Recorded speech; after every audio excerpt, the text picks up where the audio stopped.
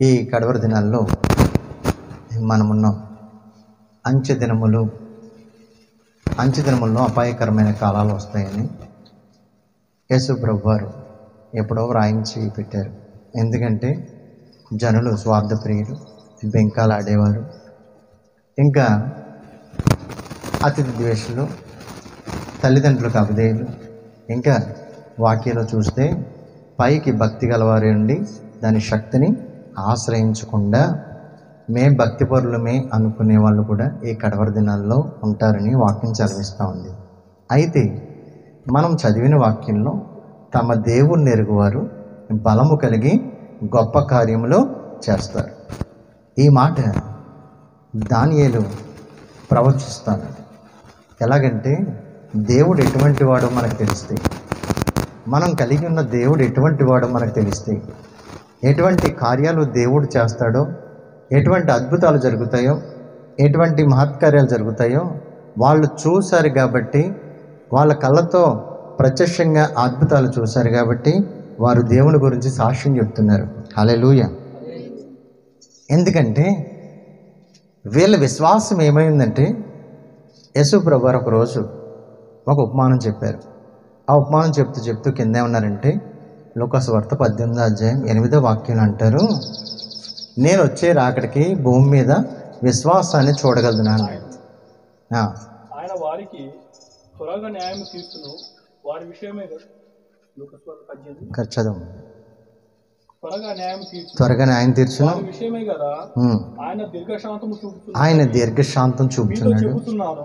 ఆయనను మనుష్య కుమారుడు వచ్చినప్పుడు ఆయన భూమి మీద విశ్వాసము కనుగొనున్నా, మనుష్య కుమారుడు వచ్చినప్పుడు భూమి మీద విశ్వాసాన్ని కనపడద్దా నాకు అన్నాడు. అది కనుమరుగైపోద్దేమో. ఇప్పుడు చూడండి,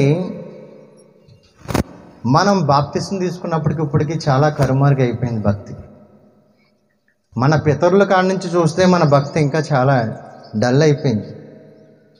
ఎందుకంటే అపవాది ఏం చేస్తుందంటే మన భక్తిని చల్లార్చాలని, లేకపోతే మన భక్తి విషయాల్లో వాడు విశ్వాసాన్ని దొంగిలించాలని చూస్తాడు. ఈ లోకంలో చూడండి, పిచ్చుకలు ఏమైపోయినాయి కనిపిస్తున్నాయి. ఇప్పుడు ఇదివరకు ఎక్కడ పడితే అక్కడ పిచ్చుకలు ఉండి, ఫోన్ల వల్ల అవ్వచ్చు, దేనివల్ల మందుల వల్ల అవ్వచ్చు, కనపట్లేదు. ఇప్పుడు ఏం చేస్తున్నారు? పక్షుల్ని కాపాడాలి, పులుల్ని కాపాడాలి, ఇవన్నీ చెప్తున్నారు లేదా? ఎందుకంటే మనం కాపాడుకోకపోతే చెట్లు కాపాడండి అంటే అవి కూడా కనుమరుగైపోయే రోజులు వచ్చినాయి. ఎక్కడ చూసినా రియల్ ఎస్టేట్ పొలాలు కూడా ప్లాట్లు చేసి అమ్మేస్తున్నారు. మనం తర్వాత రోజుల్లో ఎట్లా ఉంటుందో అర్థం కావట్లేదు. ఇవన్నీ కనుమరుగైపోతున్నాయి. కానీ భక్తి విషయంలో ఏమవుతుందంటే, భక్తిలో కూడా విశ్వాసం మరుగైపోతుంది, కనపడలే. నీకు ఫస్ట్లో ఉన్న భక్తి, ఫస్ట్లో ఉన్న శక్తి, ఫస్ట్లో ఉన్న ప్రార్థనా శక్తి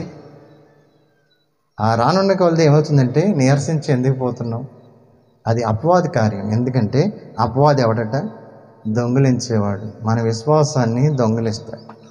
అందుకే పౌలు భక్తుడు అంటాడు, నేను విశ్వాసాన్ని కాపాడుకుంటాను. తమ దేవుణ్ణి ఎరుగువారంటే అర్థం ఏంటంటే, ఎవరైతే దేవుడిని నమ్మారో, దేవుడి మీద అసంచలమైన విశ్వాసం పెట్టుకున్నారో వారు బలం కలిగి గొప్ప కార్యాలు చేస్తారు. నోవాహుని మనం చూస్తే కనుక అసలు వర్షం పడే టైం కాదు అది, అసలు భూమి మీద వర్షమే పడలేదు. అప్పుడు దేవుడి మీద విశ్వాసం ఉంచి దేవుడు చెప్పిన మాటకు విధేయుడై ఏం చేశాడు? 120 సంవత్సరాలు వాండ కట్టాడు. అసలు ఎంత గ్రేట్! భూమి మీద అందరూ కూడా ఎవరిష్టానుసారంగా ప్రవర్తిస్తుంటే ఒక భక్తుడు మాత్రము, నోవాహు మాత్రం ఏం చేశాడట? తనకు తన ఇంటి వారికి వాడ సిద్ధం చేసుకుని దేవుడు చెప్పినట్టు చేసి, ప్రపంచమంతా దేవుడు చెప్తే ఏదైనా సరే అది తప్పకుండా జరుగుద్ది అంతే. భూమి ఒకసారి ఊడ్చిపెట్టాడు అంతే, జలప్రలయం వచ్చింది, మొత్తం ప్రపంచం అంతా కూడా మొత్తం క్లీన్ అయిపోయింది. ఒక్క కుటుంబం మాత్రమే మిగిలింది, నోవాహు కుటుంబం. ఆ కుటుంబాన్ని దేవుడు రక్షించాడు. ఎందుకో తెలుసా? అతనికి ఉన్న విశ్వాసం, అతనికి ఉన్న దేవుడిపై తమ దేవుణ్ణి ఎరుగువారు బలము కలిగి గొప్ప కార్యాలు చేస్తారు. అంటే ఆ వాడ కట్టడము పెద్ద గొప్ప కార్యం అది. ఎవ్వరికీ లేని విశ్వాసము, నమ్మకము దేవుడి మీద నోవాహుకు ఉందండి. ఇంకా మనం బైబిల్ గ్రంథంలో చూస్తే అబ్రహాముకున్న విశ్వాసం ఎటువంటిదండి? ఈ లోకంలో ఏదో ధనము కోసం కాదు, ఈ లోకంలో సంపాదన కోసం కాదు. పౌలన్నింటినీ ఎలా ఎంచుకున్నాడట? పెంటతో సమానంగా ఎంచుకున్నాడు. తనకున్న ఆస్తి, తనకున్న జ్ఞానము, తనకున్న చదువు అన్నీ కూడా దేవుడి ముందు పెంటతో సమానంగా ఎంచుకొని ఒకటే ఒకటి చెప్పాడు. ఏంటంటే, నేను విశ్వాసాన్ని కాపాడుకున్నాను. ఇప్పుడు దొంగ వచ్చాడండి ఎవరైనా ఇంటికి, ఏం పట్టుకుపోతాడు? మీ ఇంట్లో ఉన్న రాతండి సామాన్లను పట్టుకెళ్తాడు. ఎందుకు పనికిరాని అక్కడ డబ్బాలుంటే పట్టుకెళ్తాడా? వాటి టార్గెట్ ఏంటి? విలువైనవి ఉంటాయి. బంగారం, డబ్బులు, వజ్రాలు, వెండి కూడా. ఇవన్నీ విలువైనవి కాబట్టి విలువైనవి పట్టుకెళ్ళడానికి వాడు వస్తాడు. అలాగే మన విశ్వాసం కూడా ఏంటి? విలువైంది. నీకు విశ్వాసం ఉంటే అద్భుతాలు జరుగుతాయి. విశ్వాసం ఉంటే ఆశ్చర్యకార్యాలు జరుగుతాయి. నీలో బలమైన విశ్వాసం ఉంటే నువ్వు ఎటువంటిదైనా సరే, భూమిని, ఆకాశాన్ని కూడా, నువ్వు సూర్య చంద్రులు కూడా ఆపేయచ్చు ప్రార్థన చేసి. అంత గొప్ప విశ్వాసానికి అధికారం ఉంది. నీకు విశ్వాసం ఉంటే ఎటువంటి రోగమైనా క్షణాల్లో మాయమైపోద్ది. నీకు విశ్వాసం ఉంటే ఏదైనా సాధిస్తావు. ఆ విశ్వాసాన్ని లేకుండా నిన్ను అవిశ్వాసపరిచి సంఘాల్లో ఎట్లా చేస్తాడంటే, నీ మీద ఆడు ఏం చేస్తాడంటే, విశ్వాసం లేకుండా చేయటానికి ఏముందిలే, ఏం చేద్దాంలే ప్రార్థన, నిర్లక్ష్యం చేసి, నిన్ను నిర్లక్ష్యానికి గురి చేసి, నీలో అవిశ్వాసాన్ని పెట్టేసి, విశ్వాసం అనేది లేకుండా వాడు చేయడానికి ప్రయత్నం చేస్తాడు. అందుకే అపవాదికి ఏం చేయాలి? చోటు ఇవ్వకూడదు. హల్లెలూయా. అపవాదికి చోటు ఇవ్వకూడదు. యోహాను సువార్త 10వ వాక్యంలో వాడెవడంట? దొంగ, దోచుకునేవాడనుంది, పోగొట్టుకునే పరిస్థితులు ఉన్నాయి కాబట్టి దేవుడి విశ్వాసాన్ని కాపాడుకోండి అన్నాడు. ప్రకటన గ్రంథం 21వ అధ్యాయం 8వ వాక్యం చూడండి. అందులో 2వ సెక్షన్ ఎవరున్నారో చూడండి. అక్కడ పిరికివారు, అవిశ్వాసులు. ఇప్పుడు నరకంలో డైరెక్ట్గా వెళ్ళిపోయే వాళ్ళు ఎవరంటే విశ్వాసం లేని వాళ్ళు. కొంచెం భయం కలగట్లే మాకు? మనందరికీ ఏం కలుగుతుంది? భయం కలగట్లే? దేవుడి మీద ఉన్న విశ్వాసం పోతే ఎక్కడికంటే డైరెక్ట్ ఆ విశ్వాసాన్ని కాపాడుకుంటే నువ్వు రక్షింపడతావు. ఆ విశ్వాసాన్ని నువ్వు ఎలా చూడాలంటే, దేవుడి మీద నమ్మకాన్ని ఎలా పెట్టుకోవాలంటే, తమ దేవుని ఎరిగేవారు గొప్ప కార్యాలు ఎట్లా చేస్తారంటే, ఫస్ట్ మన విశ్వాసం ఏంటో మనకు తెలియాలి. అందుకే పేతురు రాసిన మొదటి పత్రిక 1వ అధ్యాయం 7వ వాక్యంలో ఉంది, ఈ లోకంలో ఒక బంగారాన్ని ఏం చేస్తారండి వాళ్ళు? మస్ట్ ఆ యొక్క గిన్నెలో పెట్టి ఆ మస్ట్ అంతా తీస్తారు. అప్పుడు ఏమవుతుందంటే అది మేలిమి బంగారం అవుతుంది. ఆ మట్టి అంతా పోయి, వ్యర్థం అంతా పోయి మేలిమి బంగారులాగా సువర్ణంగా మారుతుంది. చదువుతారా? మొదటి అధ్యాయం 7వ వాక్యం. బంగారం నశించిపోయిదే, సువర్ణం అగ్ని పరీక్ష వల్ల శుద్ధపరచబడుచున్నది. దానికంటే అమూల్యం, బంగారం కంటే విలువైనది మీ విశ్వాసం. హల్లెలూయా. చూడండి, బంగారం కంటే విలువైందంటే నీలో ఉన్న విశ్వాసం ఏంటి? బంగారం కంటే విలువైంది. పరలోక రాజ్యం ఇవ్వదు ఈ బంగారం. ఏం చేస్తుంది? బంగారం పరలోక రాజ్యం ఇవ్వదు. బంగారం నీకు రక్షణ ఇవ్వదు. బంగారం నిన్ను పాపాల నుంచి విడిపించదు. కానీ విశ్వాసం ఏం చేస్తుందంటే నిన్ను పాపం నుంచి యేసయ్య రక్తం ద్వారాగా నువ్వు విమోచించబడ్డావని విశ్వాసం ద్వారా రక్షణ పొందుతావు. విశ్వాసం ఏం చేస్తుందంటే నేను స్వస్థపరుస్తుంది. విశ్వాసం ఏం చేస్తుందంటే నేను రక్షిస్తుంది. విశ్వాసం నిన్ను ఏం చేస్తుందంటే పరలోక రాజ్యానికి అర్హులుగా చేస్తుంది. కానీ బంగారం ఇవ్వలేదు. బంగారం కంటే అమూల్యమైంది విశ్వాసం. హల్లెలూయా.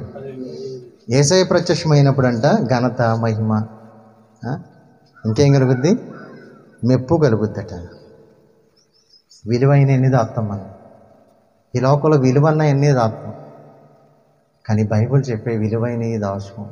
రక్షణ విలువైనది, పరిశుద్ధాత్మ విలువైన వాడు, నీ ఆత్మ విలువైంది, నీ విశ్వాసం విలువైంది, పరిశుద్ధత విలువైంది. ఇవేం దాచుకోమని. కానీ డబ్బు దాస్తారు, బంగారం దాస్తారు, అవి ఎక్కడెక్కడో కనపడకుండా మరి ఆడి దొంగడు వచ్చినా కనపడకుండా దాచిపెట్టు, అవునా కదా? మన విశ్వాసాన్ని కూడా అలా కాపాడుకోవాలి. హల్లెలూయా. ఈ లోకంలో వాటిని కాపాడుకుంటున్నారు, అది మంచిదే, కానీ అంతకంటే విలువైన నీ విశ్వాసాన్ని ఇంకా కాపాడుకోవాలి. హల్లెలూయా. కాబట్టి నీ విశ్వాసము మనుషుల్ని ఆధారం చేసుకోకుండా దేవుడి శక్తిని ఆధారం చేసుకునే ఉండాలి.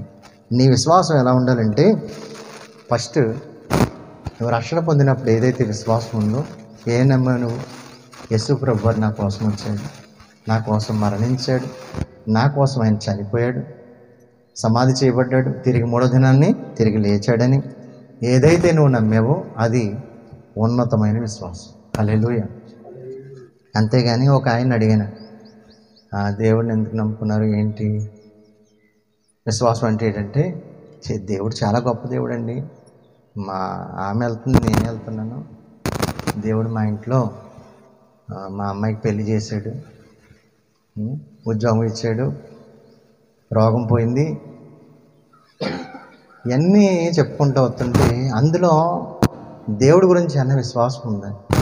ఈ లోకం మట్టుకేనా దేవుడిని అందుకే నమ్ముకున్నాం మనం. దేవుడిని ఎందుకు నమ్ముకున్నారంటే ఆయన శక్తిని ఫస్ట్ నేర్చుకోవాలి. హల్లెలూయా. తమ దేవుణ్ణి ఎరుగువారు బలము కలిగి గొప్ప కార్యాలు ఎట్లా జరుగుతాయంటే, నీ దేవుడు ఎవరో నీకు తెలిస్తే, నీ విశ్వాసం ఏంటో నీకు తెలిస్తే, దేవుడి మీద ఎంత విశ్వాసం పెట్టుకోవాలో నీకు తెలిస్తే నీవు బలమైన సాధనాలుగా ఉంటావు. ఎందుకంటే ఎరుకో గోడలు అది చాలా బలమైనవి, అవి బాంబులు పెట్టినా ఏమాత్రం తొణికిసలాడదు. కానీ అక్కడున్న యెహోషువ నాయకత్వంలో దేవుడు చెప్పాడు ప్లాన్, మీరు స్తుతించుకుంటూ ఎరుకో గోడ చుట్టూ 7 సార్లు తిరగండి. 7 రోజులు, 7వ రోజు మాత్రం 7 రోజులు 7 సార్లు తిరగండి అంటే దేవుడు చెప్పినట్టు తూచా తప్పకుండా వీళ్ళు తిరిగారు. అందుకే తన దేవుణ్ణి నమ్ముకున్నారు. కాబట్టి ఆ 7వసారి ఏమైందంటే, వాళ్ళు తిరిగేటప్పుడే ఆ యొక్క గోడలన్నీ కూడా కోట గోడలు మొత్తం కూలిపోయింది. అద్భుతం. హల్లెలూయా.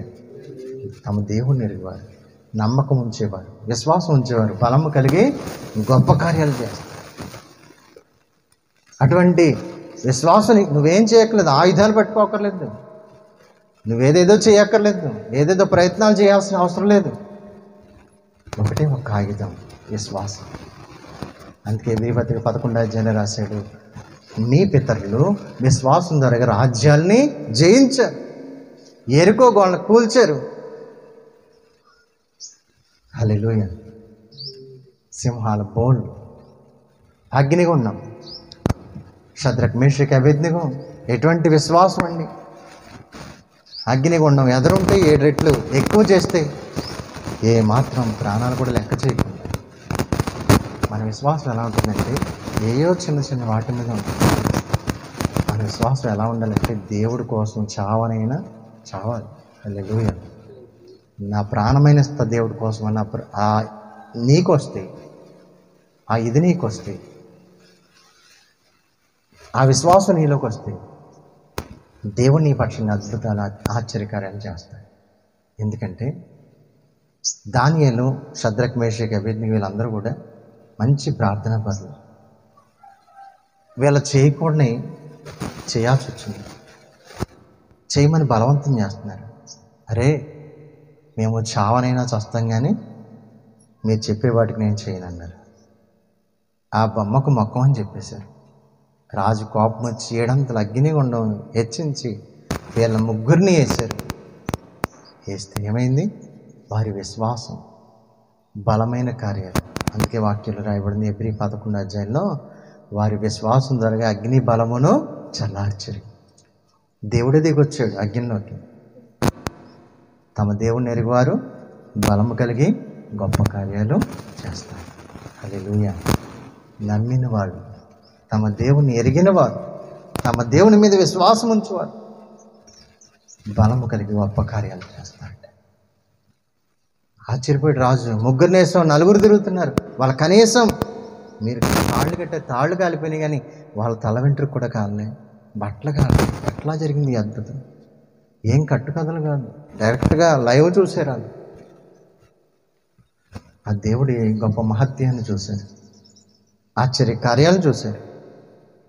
సింహాలు బోన్లేసిన దానియేలుని సింహం ఒక్కడు కూడా ముట్టుకోలేదు. దానియేలు దగ్గర రావడానికి కూడా తెగించలేదు. ఎందుకంటే ఎవరు తెలుసు వాళ్ళకి? తమ దేవుడు ఎవరో తెలుసు. అంతే పౌలు అంటాడు, నేను ఎవరిని నమ్మానో నేను ఎరుగుదును అంటాడు. నువ్వు కూడా చెప్పగలగాలి నీ దేవుడు ఎవరో, నీ దేవుడు గొప్పతనం ఏంటో. ఏదో ఇల్లు కట్టుకున్నానండి, పెళ్లి చేశానండి, జాబ్ వచ్చిందండి, ఇది కాదు మన సాక్ష్యాలు. ఏదో తలనొప్పి తగ్గింది, కాలు నొప్పి తగ్గింది, ఇది కాదు. ఉన్నతమైన బలము కలిగిన శక్తిమంతుడిగా ఎటువంటి కార్యాలు చేయటకైనా విశ్వాసంతో సిద్ధపడే యోధుడిగా యోధురాలుగా నువ్వు ఉండాలని దేవుడు కోరుకుంటున్నాడు. హల్లెలూయా. కాబట్టి నీ విశ్వాసం నీకు స్పష్టంగా తెలియాలి. నీ విశ్వాసము దేని మీద పెట్టుకున్నావు? ఆత్మ సంబంధమైన విశ్వాసం నీకు ఉండాలి, మానసికమైన విశ్వాసం నీకు ఉండాలి. ఇంకా వాక్యంలో రాయబడింది. అప్పుడు తర్వాత మూడోది శరీరానికి సంబంధించిన విశ్వాసం. అందుకే అబ్రహామైనా, ఇస్సాకైనా, యాకోబైనా, యోసేపైనా, యోసేపుకి ఎంత విశ్వాసమైంది మరి. తను ఎక్కడో ఐగుప్తు దేశంలో చనిపోతే నా ఎముకలు ఎక్కడ తీసుకెళ్ళమన్నాడు? యెరూషలేములో తీసుకెళ్ళి పాతిపెట్టండి అన్నాడు. మా పితరులు ఉన్న స్థలం దగ్గర పాతిపెట్టాడు. అంటే దాని అర్థం ఏంటంటే ఒకానొక రోజు యేసయ్య వస్తాడు, నన్ను కూడా లేవనిస్తాడు. ఎంత గొప్ప విశ్వాసం అండి. అది విశ్వాసం, అది గొప్ప విశ్వాసం. అటువంటి విశ్వాసం మనం కలిగి ఉంటే తప్పకుండా దేవుడు మన నిరీక్షణను బలపరుస్తాడు. కాబట్టి మనం ఏం చేయాలంటే ఫస్ట్ దేవుని మీద విశ్వాసం, పరలోక సంబంధమైన విషయాల మీద విశ్వాసం మనకుంటే దేవుడు తప్పకుండా నీ జీవితంలో కార్యం చేస్తాడు. వినుట వలన వాక్యం చదవడం ద్వారాగా, వినడం ద్వారాగా మనకి విశ్వాసం పెరుగుద్ది. ఎలా చదవాలి వాక్యం అంటే దేవుళ్ళో ఆనందిస్తూ, బైబిల్ తీయగానే నీకు ఆనందం రావాలి. అది చదువుతూ ఉంటే ధ్యానించాలి. 3 స్టెప్పులు. ఒకటి ఆనందంతో బైబిల్ చదవాలి, తీయాలి, చదవాలి, నెక్స్ట్ ధ్యానం చేయాలి. అప్పుడు నీలో ఆ వాక్యము విశ్వాసాన్ని పుట్టిస్తుంది. వినట వలన విశ్వాసం కలుగుద్ది. ఆ విశ్వాసం ఏం చేద్దంటే అద్భుత కార్యాలు చేయడానికి నిన్ను పురుగలుగుతుంది. హల్లెలూయా. కాబట్టి దేవుడు ఎలా ఉన్నాడు అంటే